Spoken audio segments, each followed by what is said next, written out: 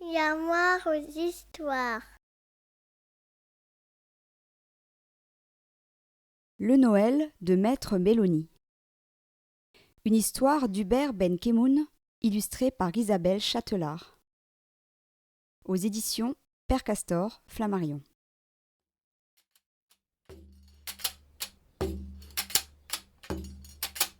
Una pandereta suena, una pandereta suena. Yo no sé por dónde irá, sal mirandillo, arandandillo, sal mirandillo, arandanda, cabo de guardia alerta está.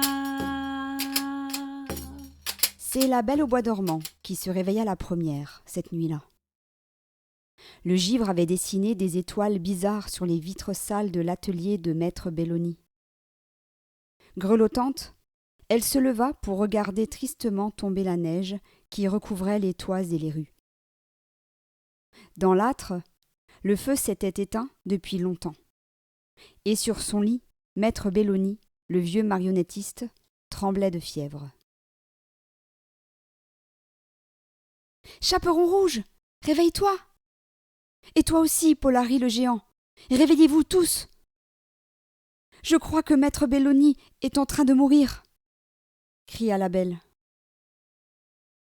Mère Grand et le loup, Blanche-Neige et les sept nains, l'ogre Balzébile et Brou le castor, le petit chaperon rouge, la reine de la nuit et la princesse Aurore, le géant Polari et la magicienne Oudzi.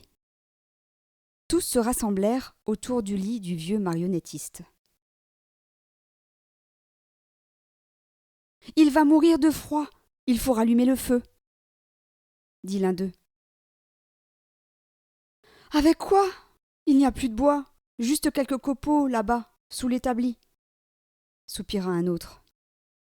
« Qu'allons-nous devenir ? » se lamentait Pinocchio dans son coin.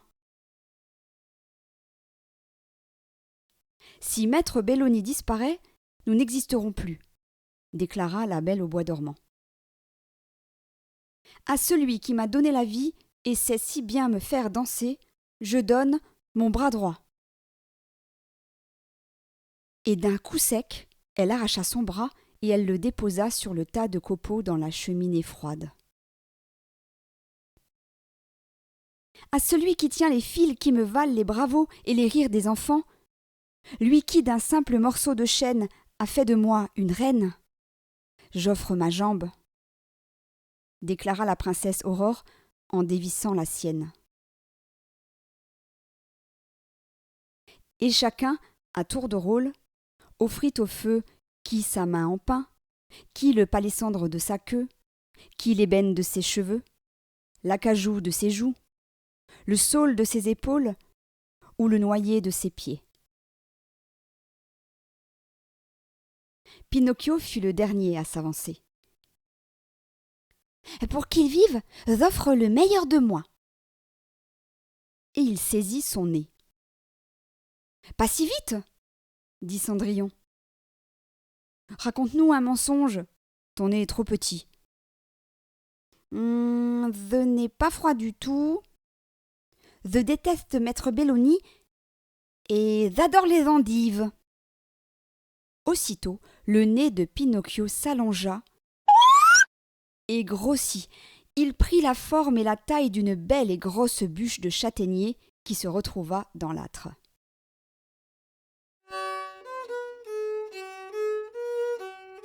Ce fut un feu magnifique. Il fredonna toute la nuit son ardente chanson, et il chantait toujours lorsqu'au matin, Maître Belloni s'éveilla guéri. De la neige partout. Voilà un vrai Noël, bâilla le vieux marionnettiste en regardant par la fenêtre. Il se frotta les mains et dit « Il me faudra bien toute la journée pour préparer un bon repas de réveillon. » Mais lorsqu'il découvrit ces marionnettes mutilées et allongées les unes contre les autres, il poussa un cri de stupeur.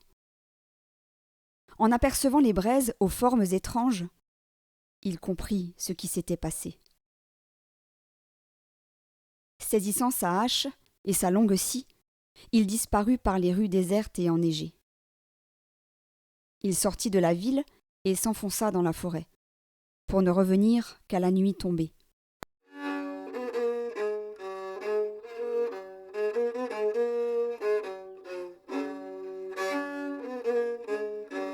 Sur la grande table de son atelier, il déposa le bois qu'il avait coupé et ramassé. Devant la cheminée, où brûlait toujours le nez de Pinocchio, les marionnettes demeuraient inertes.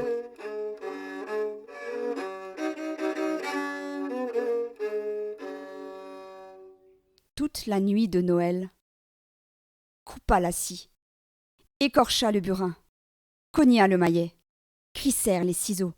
Toute la nuit, il tailla, lima, ponça, colla et emboîta. Des jambes, des mains, des pieds, des joues, des tignasses, des têtes, des oreilles et un nez. Une par une, il répara toutes ces marionnettes qu'il avait sauvées. Quel travail! Au petit matin, le marionnettiste était épuisé. Dans l'atelier volait une douce odeur de châtaignier, car sans qu'on ait rajouté de bois, le feu continuait toujours à fredonner sa chanson.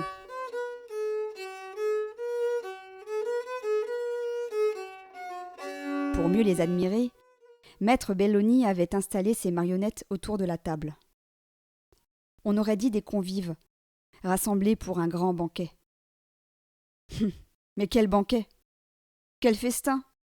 Avec tout ce travail, il n'avait pas eu le temps de préparer de repas pour Noël. C'est alors que la magicienne Uzi se dressa sur ses fils. Elle s'approcha de la cheminée et en retira l'ancien nez de Pinocchio. Maître Belloni se frotta les yeux, sans pouvoir articuler le moindre mot. Uzi déposa délicatement le rondin brun au milieu de la table, et de sa main toute neuve, le caressa doucement.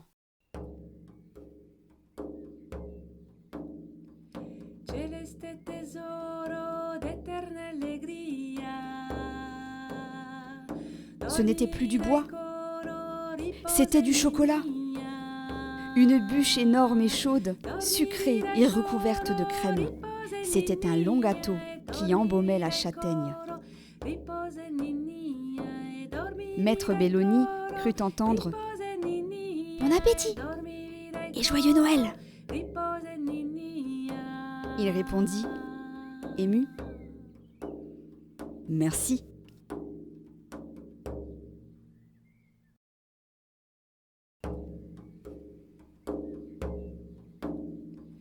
Celeste tesoro d'eterna allegria, dormi vida e coro, riposa in Ninia.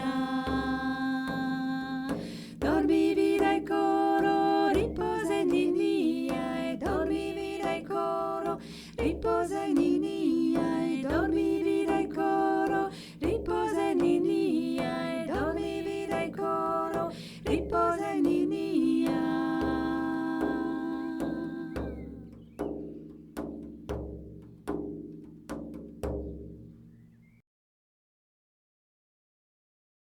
C'était le Noël de Maître Belloni, une histoire d'Hubert Benkemoun, illustrée par Isabelle Châtelard, aux éditions Père Castor, Flammarion.